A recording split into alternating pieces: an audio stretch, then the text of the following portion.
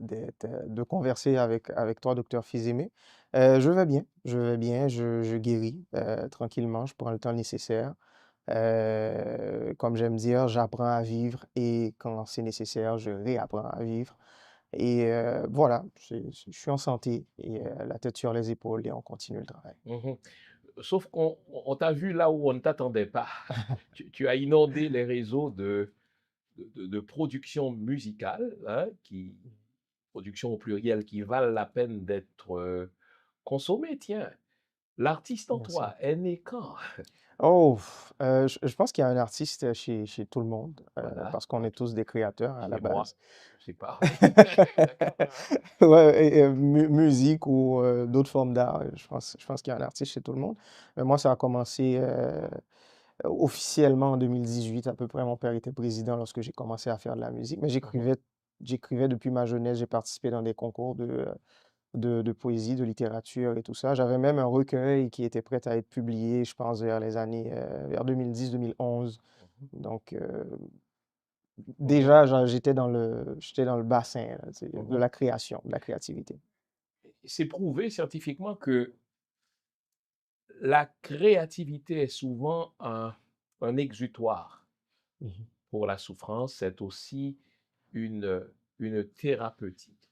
Ouais. Est-ce que c'est comme ça que tu la vis, ta vie artistique? Est-ce que euh, le côté musicien, le côté chanteur est ta façon à toi d'exorciser le mal en toi, le mal de la souffrance, le mal de l'assassinat de ton papa? Oui, oui, à un certain niveau, bien que je ne veux pas résumer toute mon expression artistique à l'événement, triste événement de l'assassinat de mon père en 2021. Mais effectivement, comme tu viens de le dire, l'expression artistique, c'est l'expression la plus profonde. On ne se ment pas quand on crée. Donc, tout ce qu'on a, c'est ce qui va ressortir, justement. Donc, pendant ces dernières années, l'émotion qui m'habitait le plus, c'est la peine, c'est la mélancolie, c'est de la colère aussi, à un certain niveau. Donc ça ressort dans ce que je crée, ça ressort dans ce que je fais, mais aussi le renouveau. Parce que comme je l'ai dit en introduction, je suis en train de réapprendre plein de choses, comme une personne qui a été handicapée, puis qui Mhm, doit mhm, tu sais, recommencer à apprendre à marcher et tout ça. Donc je réapprends beaucoup de choses émotionnellement, je me réapprivoise et l'expression artistique me permet de le faire, donc je touche à différents sujets. mhm, Mais dans ma tête, il y a une distinction claire entre Joverlin Moïse, la personne, Joverlin Moïse, le fils du président, qui justement doit se battre pour que lumière soit faite sur cet événement, et Jovenel Moïse l'artiste. mhm, Même si que je le sais, ces trois entités se rencontrent volontaire ou involontairement, mhm, mais j'essaie de me placer dans les trois mondes. mhm. Et pourtant, bon, regarde, euh, rigueur oblige, j'ai suivi euh, les, euh, les productions que tu as partagées avec le public. Il y a un moment où c'était la tristesse, bien sûr, ça, ouais, c'est ça, Mhm, mais tu as chanté aussi l'amour. Tu définitivement. parles d'un individu, d'une personne qui est importante pour toi. Donc, tu chantes, oui, la souffrance, tu chantes l'amour, mais à moins que je me trompe, euh, tu chevauches plus la langue de Shakespeare, l'anglais, que le créole ou le français. Est-ce que l'anglais a été pour toi l'instrumentum, l'instrument le plus facile pour dire ton mal? Explique-nous ça un peu. En fait, il y a plusieurs éléments de réponse à cette question, mais vraiment, on me l'a rarement posé cette question. Mhm. En fait, premièrement, c'est la langue avec laquelle j'ai commencé à chanter, Ah bon, tiens, que j'ai l'anglais. utilisé exactement mes premières sessions au studio, c'était ça. Je ne sais pas pourquoi, ça a été un choix anodin. Puis Mhm. l'anglais n'est pas nécessairement ma première langue, ni ma deuxième langue non plus. J'espère. C'est, donc c'est ça. Et l'autre élément, c'est J'aime commencer par le défi. Mhm. J'aime commencer par la chose la plus difficile à faire. Mhm. Et ensuite, tu sais, découler tranquillement vers ce qui est Mhm. Mhm. plus facile, plus admissible.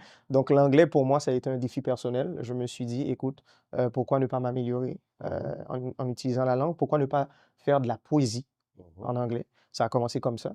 Et à un moment donné, on est passé par le chant et tout ça. Puis, donc là, maintenant, tout ce qui est création de mélodies pendant un certain temps, en tout cas, ça m'est venu en tête Mhm. en anglais. Mais je reviens tranquillement à mes racines. Donc là, j'ai beaucoup de choses qui se préparent pour les prochaines semaines, prochains mois, qui vont être en créole principalement Mhm. et aussi en français. Ouais, Ouh, ouais, j'ai envie de dire, ouais. pas que tu ne chantes pas bien en anglais, le marché, on le sait, il est américain, mais l'haïtien est très sentimental. Définitivement. Et donc, quand l'un des nôtres brille, bien sûr, on, on sait que quand le message passe, quand l'inspiration vient, elle descend dans une langue et souvent c'est même cette langue-là t'est imposée. Mais je voulais savoir si c'était un abandon, on va le dire ainsi, du public haïtien et donc de ta culture au profit de l'anglais, même si encore une fois, je sais que c'est jamais un handicap de parler plusieurs langues et encore moins quand on est artiste, d'autant que, je le dis, le marché est anglais, enfin est américain.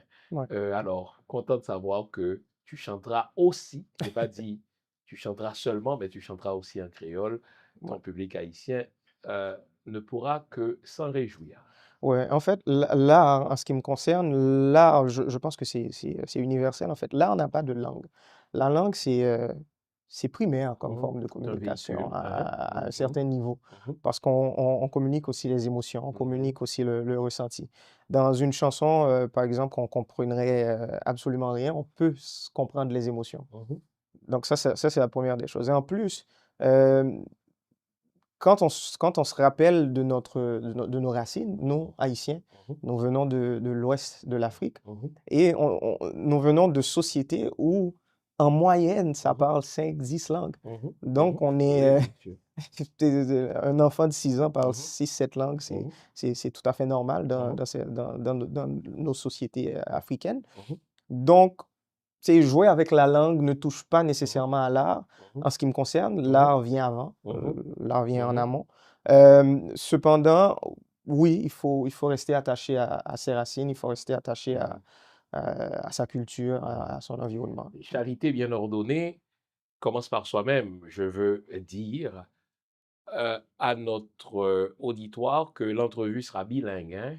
Ouais. Il faut dire, ah ouais, mais voilà, il demande à Joverlin pourquoi ne chante-t-il pas en créole et puis il conduit l'entrevue en français. Nous ne parlons pas les créoles, tout.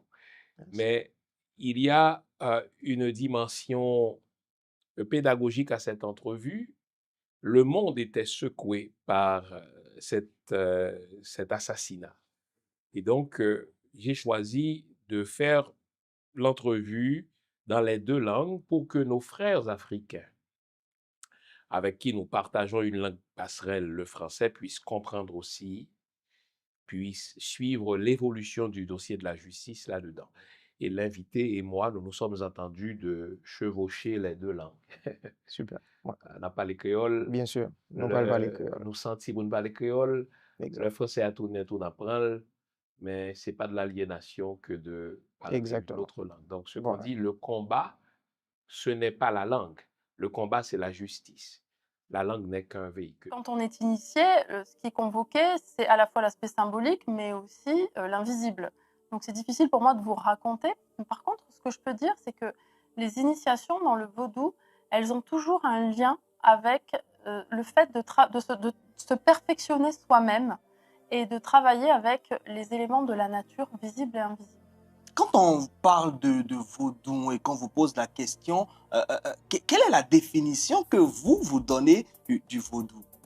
Alors, ma définition, qui est assez personnelle, elle consiste à dire que déjà, pour moi, ça n'est pas une religion. Parce que j'ai cette phrase qui me vient en tête, hein, qui m'a beaucoup marquée. Venu à Montréal dans le cadre d'une rencontre avec des gens d'affaires montréalais et j'ai eu le bonheur de te rencontrer. Donc, tu étais conseiller de ton papa. Donc, tu étais très proche de ton papa. Dis-moi, 4 ans plus tard, donc lorsque tu y repenses a posteriori, là, est-ce qu'il y avait des signes avant-coureurs qu'aujourd'hui tu interprètes autrement et qui annonçaient l'assassinat de ton papa? Bien sûr, 4 ans plus tard, c'est beaucoup plus simple de répondre à cette question aujourd'hui. Cependant, si je me replace en 2021 et je me replace les quelques semaines qui ont précédé, quelques semaines et mois qui ont précédé le 6-7 juillet, euh, il n'y avait pas de signe tangible qu'il allait avoir un assassinat. Et de toute façon, je me rappelle, on rentrait d'un dîner, moi et ma conjointe et ma fille aussi, de chez mon père, où mon père, il nous racontait Nous un peu. sommes à quelle date Nous exactement? sommes à peu près 1 mois et demi, 2 mois avant l'assassinat. Donc le mois de mai, À peu près, avril, mai, là. D'accord. exactement. On rentrait d'un dîner tard le soir et mon père venait de nous expliquer un peu, en fait, à toute la famille. Moi, j'étais pas mal au courant de ce qui se passait, Mhm. mais à toute la famille, il venait de nous expliquer les défis. Il venait de nous expliquer la complexité du problème.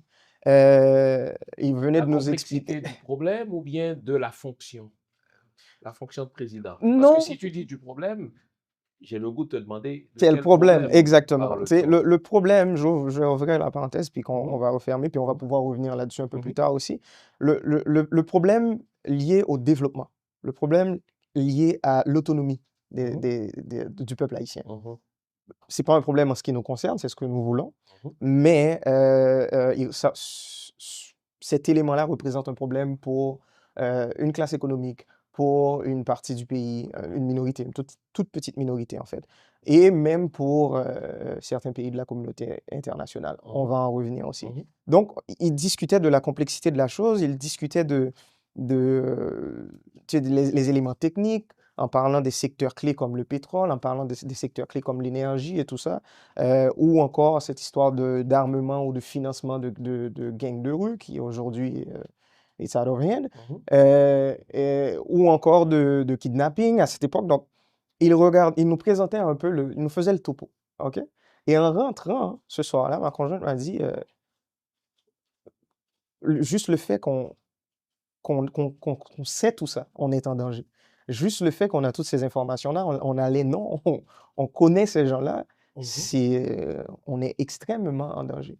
Et moi, naïf que j'ai été il y a 4 ans, Mhm. et aussi dans cette histoire de, c'est pas une confiance, mais on le sait qu'il y a une ingérence politique de la part de Washington en ce qui concerne la politique haïtienne. Mhm. Et on se dit aussi, puisque ça faisait longtemps qu'un président ne s'était pas fait assassiner en Haïti, c'est pas parce qu'ils n'avaient pas la volonté. Il y a Au- 100 ans avant. Mhm. Ouais, Mhm. C'était en c'était en 1915, 1915, bien sûr. exactement. Mhm.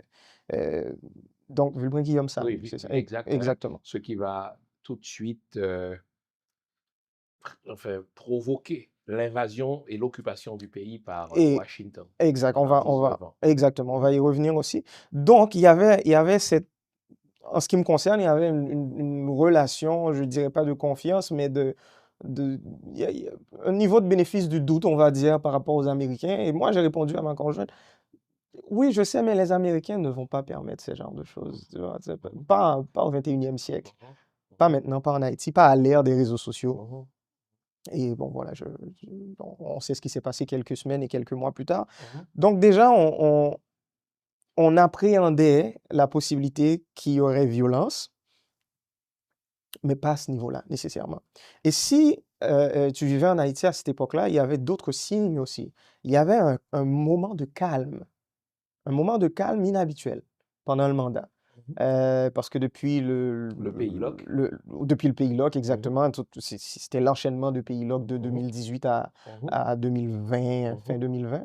Donc là, on est en 2021, il y a un moment de calme, il y a quelques mois de calme. On parle plus d'élections, on parle de référendum Mhm. constitutionnel, Mhm. on parle d'électrification 24/7, 24 Mhm. sur 24. Mhm. On parle des gros projets d'infrastructure. Mhm. Donc, on le sent qu'on est en train de poser la base pour un développement durable. C'était ça, l'énergie. Cependant, le calme ne s'expliquait pas. Parce que pourquoi les gens qui ont passé les 2, 3 dernières années à tourner Port-au-Prince à l'envers, ils se sont arrêtés du jour au Les lendemain? bavles, il faut l'aller. Exactement. Pourquoi ils Mhm. se sont arrêtés? Donc, Moi, j'avais compris que, parce que mon père me l'avait dit, il a eu les informations, les renseignements nécessaires. Et lorsqu'il s'est rendu compte que mettre un point à ce qui se passe au niveau de l'insécurité, tout ça voudrait dire, à un certain niveau, arrêter 90% du pays, élite économique et politique incluse. Mhm. Donc, il les a parlé pour justement les informer que, écoute, je détiens l'information, il va falloir que vous vous arrangez. Et ça ne peut pas se continuer. Donc, moi, je me disais, c'est peut-être le message qu'ils ont reçu. Mais Mhm. c'était pas ça. Mhm. C'était pas ça, on le sait aujourd'hui, c'était une préparation. C'était une Mhm. période de préparation, en fait. Mhm. Parce que ce genre de crime demande de la préparation, Mhm. demande du financement, demande les alliés nécessaires. Donc, il y a eu cette période. Au niveau personnel, mon père me semblait vraiment bien, confiant de ce qu'il faisait, confiant de la direction dans laquelle il allait. Jusqu'à 2, 3 jours avant la fin de semaine, en fait, la fin de semaine qui a précédé Le mercredi. le 7 juillet, Mhm. exactement. Donc, on Mhm. parle de samedi, peut-être 3, 4 Mhm. juillet. Lorsqu'il a procédé au changement du premier ministre, il m'avait Mhm. appelé, j'étais au Cap-Haïtien, j'étais sur un Mhm. chantier. Et moi, je lui ai dit, mais c'est pas le bon moment. Je ne comprends pas. On est calme, on travaille sur le référendum, on a un texte de la nouvelle constitution qui est disponible, tout le monde, tu sais, pour co-consultation. Mhm. On parle d'élections, il reste 6 mois, les projets avancent. Mhm. Pourquoi changer de Premier ministre maintenant? Mhm. Mais quelle mouche l'avait piqué, justement? Passez-moi Le l'expression. changement du Premier Oui, bien ministre? sûr. Mhm. Ben, le changement, Passer de Claude Joseph à Ariel Henry. avec un peu de recul aujourd'hui, et si on veut faire de la politique pratico-pratique, Mhm. ça n'a pas été une décision personnelle. Ça a été une décision, en fait, un résultat direct de l'ingérence politique. OK? Ce changement Gérance politique de qui? de la communauté internationale, plus précisément Washington. On peut dire les choses comme elles sont. Dis-nous en plus. OK. Pourquoi? Parce que les, les gens, j'ai vu une entrevue l'autre jour, il y a un autre président européen qui parlait de la politique américaine. Et je vais prendre, je vais prendre cet élément comme exemple, en fait. Et il mentionnait que au moment où le président américain il devient président après son investiture, il y a des messieurs qui arrivent en costard, cravate noire et qui viennent lui dire exactement comment va fonctionner son mandat, en fait. Mhm. Ce n'est plus sa volonté, sa direction, non, Mhm. c'est un système. Appliquons à Haïti. OK, maintenant appliquons à Haïti. Donc, Mhm. déjà, dis-toi, pour Washington, pour un président américain, c'est le cas. Donc, imagine pour Mhm. Haïti. Mhm. Déjà, le choix de savoir qui va être président, c'est un faux choix. Mhm. Ce qui me concerne, et ça, c'est le futur politologue qui parle, Mhm. parce que Mhm. j'étudie en politique, Mhm. c'est un faux choix. En fait, si lors des élections en Haïti, pendant les dernières décennies, vous avez le choix entre 100 candidats, Mhm. il y a à peu près, il y a une seule administration qui a choisi ces 100 candidats-là. Donc, Et tu es en train de dire que ton papa, indirectement ou directement, si je suis ta logique, c'est le choix de Washington comme président aussi. tous les candidats ont été le choix de Washington, peu importe celui que le peuple y vote. Et donc, je déduis, puisque tous les candidats étaient le choix de Washington, ton papa est un élément de ce tout, il est élu avec la bénédiction de Washington. Initialement, oui. On est sûr. Initialement, Qu'est-ce que oui. ça veut dire initialement? Pourquoi? Parce Mhm. que il va grandir, il va évoluer dans Mhm. son poste. Mhm. Et à partir du moment qu'il va se rendre compte il a les mains liées, Mhm. à partir du moment qu'il va se rendre compte que même si que sur papier, c'est lui le président, mais Mhm. en fin de compte, ses décisions ne dépendent pas de lui, Mhm. il va se détacher de ce système. Mhm. Il va se retourner contre ce système. Mhm. Et ça a commencé à partir de 2018-2019, lorsqu'on a commencé avec les vagues de pays log, justement. Mhm. Parce que c'est à cette époque-là où il a changé des politiques publiques simples, assez simples, mais qui a Exemple. révolté beaucoup de gens. Par exemple, une limite par rapport au prix des voitures que l'administration publique pouvait acheter. Mhm. OK, plus de blindés à 250 000 $, il y a Mhm. une limite à 70 ou 75 000 $, je ne me rappelle plus. Mhm. Donc déjà, ça a fait des mécontents parce qu'il y a des gens qui faisaient de l'argent avec ce genre de dossier. Euh, Quand on dit des gens, mhm, le titre de l'émission, c'est 4 ans plus tard, le fils du président assassiné se vide le cœur. mhm. Moi, mon rôle, c'est de te pousser à te vider le cœur. Il y a des gens, Mhm, il y a 12 millions d'Haïtiens, on s'entend. mhm. Ce ne sont pas les 12 millions qui bénéficient de cela. Qui avait ces contrats-là d'achat de blindés? Était-ce Dimitri Erard? Était-ce le chef de la police? Qui? OK. Pour mieux répondre à cette question, il Mhm. faut regarder la chose dans son ensemble. D'accord. Il ne faut pas rester trop proche de la question, sinon on la voit mal. Mhm. Reculons un peu, prenons un Oui. peu de recul. La chose qu'il faut comprendre en politique en Haïti, c'est que le pays, en général, est dirigé par quelques centaines de personnes, Qui? économiquement et politiquement. Allons-y. OK? Et donc, la classe Je, économique et la classe je politique. t'aide, je te donne quelques noms. Les Bito, les Vogue, mais tout le monde les connaît. Les Madsen, très bien. L'information publique. Voilà. Cependant, donc ça c'est important parce Oui. que l'autre jour j'avais une discussion avec un très bon ami et lui il me disait à un moment donné, faut nous prendre responsabilité, nous pour qui ça nous pas. Et après je lui ai demandé, mais il va falloir définir le nous. Oui. C'est qui nous? Mhm. Et c'est comme tu viens de dire, le nous, c'est pas les 12 millions Ah, haïtiens. bien sûr. Donc c'est une toute petite classe. Et Mhm. là, j'ai un autre ami qui m'a dit, ouais, c'est à peu près 10 000 personnes. Là, je lui ai dit, mais non, ça c'est beaucoup trop. C'est pas 10 000, c'est quelques centaines de personnes. Même Entre pas la un classe millier? quelques centaines. Du secteur des affaires ou du secteur politique ou des deux? Les deux. Ou du secteur international? Non, on parle en Haïti, on reste D'accord, très national. bien. OK? Et quand j'ai parlé de ces fameux contrats, il faut comprendre qu'il y a toute une classe économique. Quand je parle de la classe économique, c'est pas un tout homogène. Ça, c'est important. Il faut Bien le sûr. comprendre. C'est pas, ils sont tous de la même façon, ils vont Bon, tous dans la on même a des direction. Syro-Libanais, on a des Juifs, on a des Haïtiens. Puis, il y a des intérêts aussi à travers cette fameuse élite économique D'accord. qui se rapproche plus des intérêts haïtiens. Mhm. Tandis qu'il y a des intérêts qui s'éloignent drastiquement des intérêts haïtiens. Mhm. Donc, on a une partie de cette classe économique Mhm. qui vit littéralement sur des contrats avec l'État. L'État est leur client Mhm. principal. Mhm. C'est aussi simple que ça. Mhm. Donc, qu'on parle Les contrats de d'énergie, gré à gré, qu'on parle qu'on des- parle d'énergie, qu'on Mhm. parle d'import-export, Bien qu'on sûr. parle de port, qu'on Mhm. parle je sais pas moi, de pétrole, qu'on Mhm. parle de... Les grands secteurs Mhm. sont contrôlés par cette partie de cette Mhm. élite économique, Mhm. quelques centaines de personnes. Le haut négoce, en fait. Et exactement. Et Mhm. l'État se trouve au service de ces gens-là, pas au Mhm. service du peuple. Mhm. Et lorsque mon père, il l'a compris, parce que devenir président d'Haïti, premièrement, c'est pas une mince affaire. Mhm. Il faut travailler dur, il faut Mhm. faire des accords, il faut serrer des mains, Mhm. des fois avec le diable. Mhm. Et à un moment donné, tu te retrouves au milieu de ces gens-là avec qui tu as fait des accords et tout ça. Et à chaque fois que tu essaies de prendre la décision de prioriser les intérêts du peuple, Mhm. tu te fais taper sur les doigts. Mhm. Donc à un moment donné, lui, il a pris sa position en main. Et on a eu cette conversation précisément le 7 février 2021, moi et mon père. Mhm. Et on parlait d'un sujet assez sensible. Donc 5 mois avant son assassinat. Exactement. Et on a parlé de la mort. Parce que je lui ai dit, moi, je ne vois pas pourquoi on ne devrait pas aller dans cette direction. Et je lui ai dit, de quoi Qu'est-ce que a-t-on tu crains? peur? Est-ce que Mhm. c'est la mort? Je lui ai dit, moi, je préfère mourir en prenant ce genre de direction au lieu de me tomber dans mâche ou bien machine frappée, tu vois, Mhm. ce genre Donc tu de préfères mort. mourir pour une cause. Exactement. Mhm. Et ce jour-là, il me l'a dit, je parlais à un autre ami, ça fait pas longtemps, puis qui me disait, les gens, lorsqu'ils sont prêts à partir, ils nous le disent. Moi, mon père me l'a dit 5 mois avant. Il m'a dit, moi, je suis prêt, j'ai fait tout ce que j'avais à faire. Et dans la direction où je vais aller dans cette direction. Était-ce une posture ou une conviction? Quand il a dit, Pure je suis conviction. prêt. Pure conviction. Pure conviction. Mhm. Connaissant Jovenel Moïse, il n'est pas capable de... et c'est pour ça qu'il a gagné les élections, en fait. Mhm. Il n'est pas capable de bluffer. Mhm. Il n'est pas capable, bon, pour lui, c'est comme s'il ne respectait pas son autonomie en tant qu'être humain. Mhm.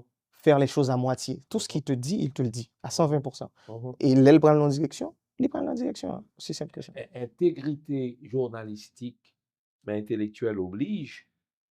Ce n'est pas toujours comme ça qu'on perçoit ton papa. Beaucoup, on va se dire les vraies choses. Mhm. Et c'est à toi de répondre. Et je veux préciser pour le public. Jovenel répond en tant que fils. On s'attend à ce qu'il présente une image favorable de son papa. Mais il ne faut pas lui en tenir rigueur. Ce n'est pas lui le président élu. Lui, il n'avait pas de charge publique. Moi, je l'invite comme témoin privilégié d'une présidence qui s'est soldée par un assassinat. Donc, s'il vous plaît, je sais qu'il y a des questions que vous auriez aimé poser, mais il faut distinguer les personnes. Ce n'est pas Jovenel Moïse que j'ai en face de moi. Hélas, il a été assassiné. Et sachant que ce n'est pas Jovenel Moïse, il y a des questions que j'aurais dû que j'aurais pu poser à Jovenel Moïse, mais qui ne sont plus de mise parce que Jovenel Moïse a été assassiné. Et donc, celui qui me parle, il nous parle en tant que fils. Son rôle, c'est de présenter l'image de son papa, l'image forcément favorable. Mon rôle, c'est de le relancer, c'est de cadrer. Mon rôle, ce n'est pas de le coincer ni de l'accuser. Il n'a pas de charge publique. Donc, je veux faire cette précision parce que je vois vos réactions. Et donc, n'oublions pas, il ne faut pas substituer Joverlin à Jovenel. Il est Joverlin. Et il répond en tant que fils selon ce qu'il perçoit de son papa. Donc, vous vous demandez où trouver mes livres, simple, sur mon site, prioritairement, www.jeanfils-aimé.com. Vous avez accès à tout ce que j'ai écrit. Où que vous vous trouviez dans le monde, nous livrons partout où c'est possible. Vous pouvez aussi avoir accès à mes livres par amazon.ca. C'est un excellent cadeau à se faire ou à faire aux autres. Servez-vous-en.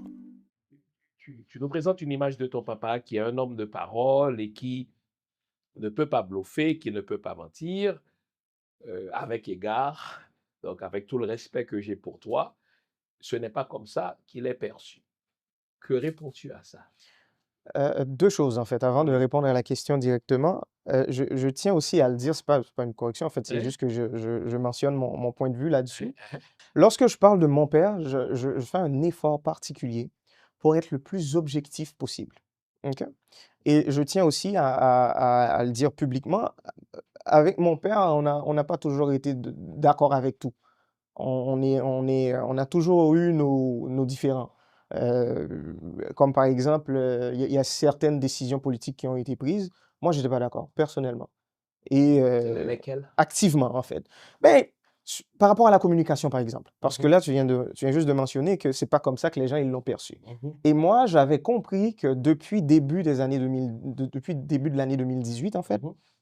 que il y avait justement cette volonté au sein de son cabinet. On lui demandait d'arrêter de s'exprimer Mhm. publiquement trop souvent. Mhm. Parce que de son investiture le 7 février 2017 à peu près juillet 2018, Mhm. il parlait à peu près une fois par semaine. Il était Mhm. présent, il était dans les émissions, Mhm. Mhm. il y avait de la communication. Les membres de son cabinet lui ont demandé d'arrêter de faire ça. Écoute, Monsieur Moïse, Monsieur le Président, vous avez les porte-paroles, il faut les laisser faire leur travail parce que, voilà, quand vous parlez, ça nous éclipse. Exact. Moi, j'étais contre. Mhm. J'étais contre cette décision parce que je lui disais toujours, en fait, je le voyais le dimanche matin, lorsque je passais le voir un dimanche matin, il prenait son assiette, allait à la cuisine, se servait un plat de maïs, Mhm. puis ça, M. Chital, il mangeait, et puis moi, j'étais comme, tu vois ça, tu dois le montrer au public, Mhm. parce que ça, c'est toi. Mhm. Parce que les gens, ils te prennent pour un bourreau qui vit dans un palais où tout est en or, puis qui a 150 personnes Mhm. à son service, tandis que, Dans regarde-toi, une tour d'ivoire, T'as- selon la t'as- formule. tu n'as absolument personne. En fait, il ne veut même pas avoir des gens pour le servir à manger. Il le fait tout seul. Mhm. Donc moi, je lui disais déjà cette histoire de communication, moi, je suis pas d'accord. Il va falloir que tu montres un peu de ta vie privée. Va falloir que tu t'exposes. Faut que tu recommences à parler. Et effectivement, il a arrêté de parler la première moitié de l'année 2018. Mhm. Et Et le pays là que... That's it, c'est fini. À chaque fois qu'il prenait la parole après, Mhm. c'était trop tard. Mhm. Parce que là, c'est la phrase que j'utilisais toujours avec lui. Tu étais en réaction. Mhm. Et en politique, il faut jamais être en réaction. Mhm. Le Tu es moins un que possible. control, donc il faut plutôt avoir l'initiative. Toujours être en proactivité, Mhm. le plus que possible. Donc déjà, ça, c'est pour dire que moi et mon père, on n'était pas d'accord sur tout. Mhm. Et deuxièmement, je suis aussi un scientifique Mhm. de la politique. Mhm. J'étudie en politique. Je suis en train de terminer mes études en philosophie et en politique. Mhm. Donc, mon approche ou mes analyses sur le mandat de mon père, il y a la dimension personnelle, c'est un fils, mais il y a aussi la dimension professionnelle ou la dimension scientifique. Mhm. C'est un politologue, c'est un analyste La politique. dimension technique. Exactement. Vous l'aurez remarqué, on a changé notre site web. Sur le site web, vous trouverez plusieurs onglets. L'onglet Accueil vous souhaite la bienvenue et tout de suite après, vous tombez sur l'onglet Biographie. Alors là, vous avez une idée des études que j'ai faites. Ensuite, vous avez l'onglet boutique. Dans l'onglet boutique, vous trouverez mes livres.